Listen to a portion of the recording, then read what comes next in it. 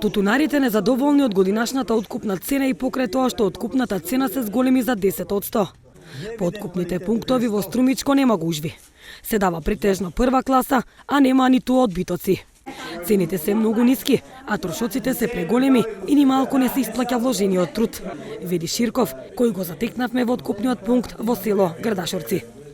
Сметам дека цената не е како што одговара на квалитетот, е многу ниска, бидејќи трошоците за производство се зголемени 100%, почнувајќи од нафтини деривати, бензин, работна рака, струја што го нижиме тутунот, конец што купуваме и така натаму. Сметам дека тутунот требаше да биде откупната цена до сега е 5 евра, со субвенции негде околу 6 евра, 6,5 изнесува. Јас сметам дека откупната цена требаше да биде 8 евра и со субвенции да биде некаде околу 10 евра да стигне откупната цена.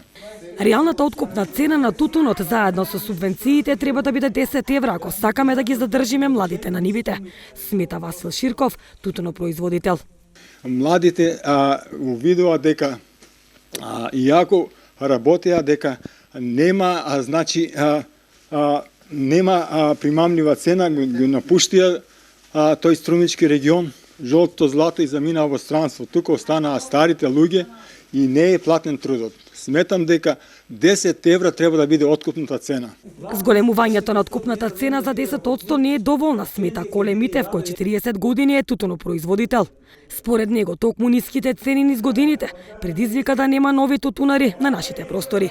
Покачувањето не е реално, не е добро, што се качи малку, 30 денари.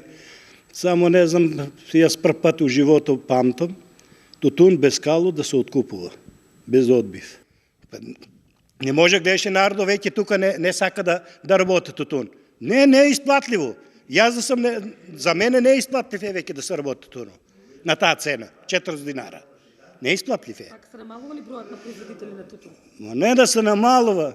До година тутун нема да се произведе за нашиот пазар тука, за Македонија. У Македонија 900.000 жители пушат цигари.